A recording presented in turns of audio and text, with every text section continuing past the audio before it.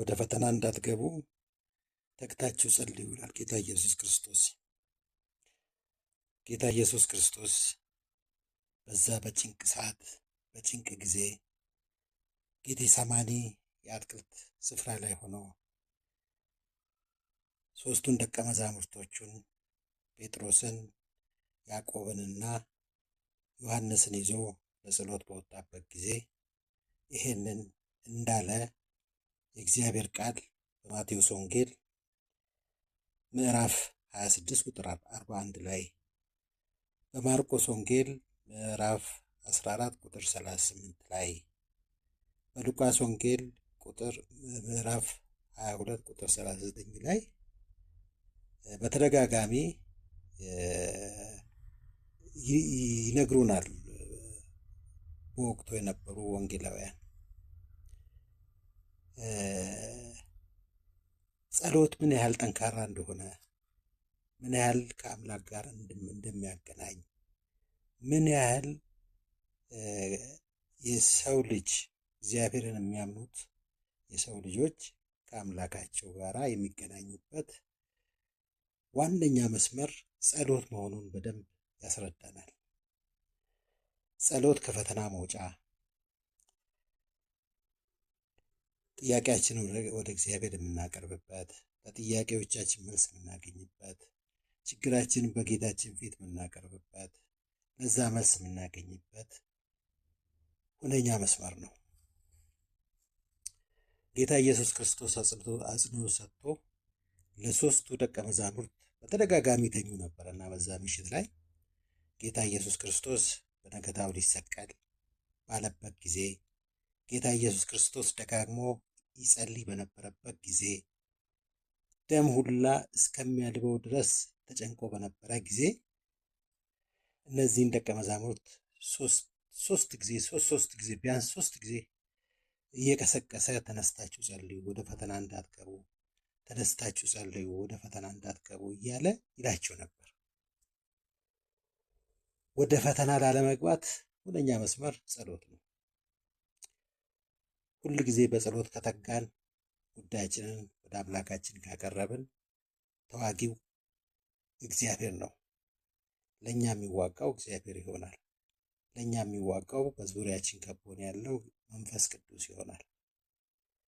ጸሎት ትልቅ መሳሪያ ነው። የአማኞች ትልቅ መሳሪያ ነው።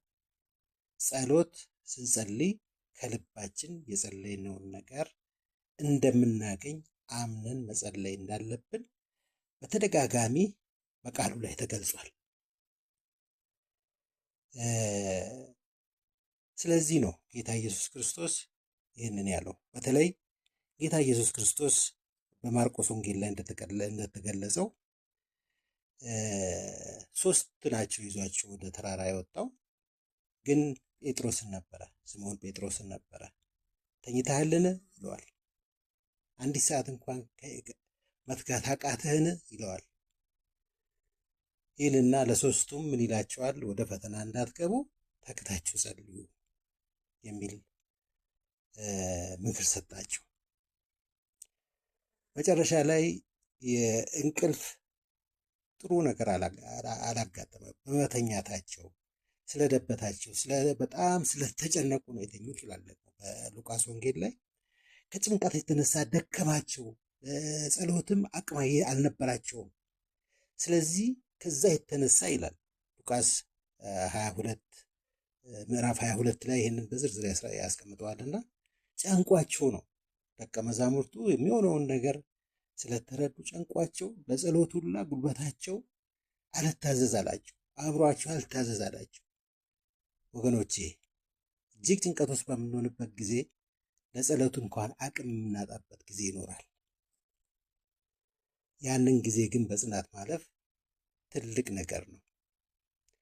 ያን ነገር ተንበርክከን በጌታችን ፊት ነገራችንን አቀርበን ካለፍነው ፈተናው በተገቢው የምናልፍበት ሁኔታ ነው የሚኖረው። አንበገርም፣ ወደኋላ አንንሸራተትም። ጴጥሮስ ተንሸራተተ፣ 3 ጊዜ ጌታን እስከ መካድ ደረሰ። ከጴጥሮስ ጋር የነበሩት ሌሎች ሁሉ ደቀ መዛሙርት ሸሹ። ጌታ ያሁላ መከራ ሲደርስበት ሸሹ። በጣም ከባድ ነገር ውስጥ ነው የገቡት። ይህ ሊናን የሚከብድ ነገር ነው። ኋላ ላይ እነዚህ ሰዎች መንፈስ ቅዱስን ከተሞሉ በኋላ የጌታ መንፈስ ካደረባቸው በኋላ ጉልበታቸውም ለጸሎት የተጋ በነበረ ጊዜ ምን ያህል ጠንካሮች እንደሆኑ፣ እስከ ሞት ድረስ ምን ያህል ታማኞች እንደሆኑ፣ እንዴት ብረት ሆነው ጊዜውን እንዳሳለፉት፣ ክርስትናን ለዛሬ ለዚህ ትውልድ እንዴት እንዳደረሱ፣ ለእኛ መዳን ሁላ ምክንያት እንዴት እንደሆኑ ቃሉ ላይ ያስረዳናል። እውነት ነው። ከባድ ጊዜዎች በሚኖሩበት ጊዜ በጌታ ፊት መንበርከክ ሊከብደን ይችላል። ነገር ግን የምንበረከክበት ትልቅ መድረክ ላይ ነው። የስልጣኖች ሁሉ የበላይ የሆነ ይግባኝ የሌለበት የመጨረሻና ፍትሐዊ ፍርድ የሚፈረድበት እሱ ዙፋን ስር ነው የምንበረከከው። ይሄንን አምነን ተቀብለን ከተንበረከክን ምንም ነገር ሊያሸብረን አይችልም። በማንኛውም ወጀብ በማንኛውም ችግር ውስጥ ሁሉ ሆነን በጌታ እግር ስር ከተንበረከክን ችግሮቻችንን በድል እንሻገራቸዋለን። እግዚአብሔር ድል የሚያስነሳን አምላክ ነው። ድል የሚሰጠን አምላክ ነው። አምላካችን ኃያል ነው፣ ብዙ ያደርጋል። በጸሎት የተጉ ሰዎች ብዙ ነገር እንዳለፉ አይተናል።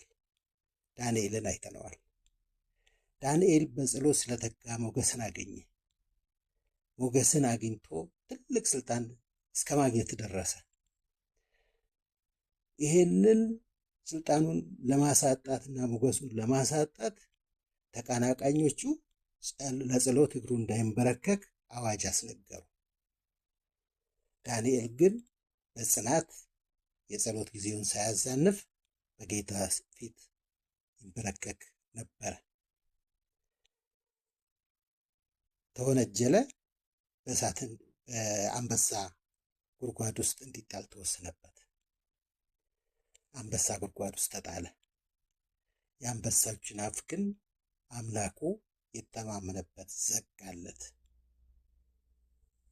ወደ ጉድጓድ እንዲጣል የወሰነው ንጉሥ እጅግ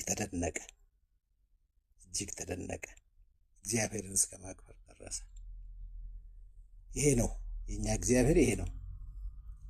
እስከዛ ድረስ ለችግሮች መንበርከክ የለብንም። ራሳችንን ማጥቃት መቻል አለብን። ትልቁ ዙፋን ስር፣ ታላቁ የእግዚአብሔር ዙፋን ስር ስለምንበረከክ በምንም ነገር ልንሸነፍ አንችልም። ከልባችን ግን አምነን እንጸልይ፣ አምነን ፊቱን እንቅረብ።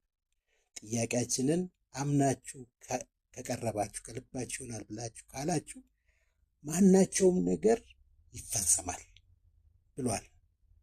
የማይለወጠው የእግዚአብሔር ቃል፣ የማይለወጠው የጌታችን የኢየሱስ ክርስቶስ ቃል ይሄንን ተናግሯል። ዘመን አይሽረው፣ የእግዚአብሔር ቃል አይሻርም። ስለዚህ ወገኖቼ በጌታ ፊት ተግተን እንጸልይ፣ ሳናቋርጥ እንጸልይ፣ ሁል ጊዜ እንጸልይ። የጸሎት ጊዜ የለውም። ሁል ጊዜ አምላካችንን የምናስታውስበትና ከአምላካችን ጋር ያለንን ግንኙነት የምንቀጥልበት መስመር ነው። ይህም መስመር እንጠቀምበት። ይሄ መስመር ለእኛ የተሰጠ ታላቅ ስጦታ ነው። ታላቅ ኃይል ነው። ታላቅ ክንድ ነው። እግዚአብሔር የተመሰገነ ይሁን። ክብር ሁሉ ለሱ ይሁን። ተባረኩልኝ ወንድሞቼ፣ ወገኖቼ። ጌታ ይባርካችሁ። በተረፈ በሌላ ፕሮግራም እስከምንገናኝ ደህና ዋሉልኝ። አሜን።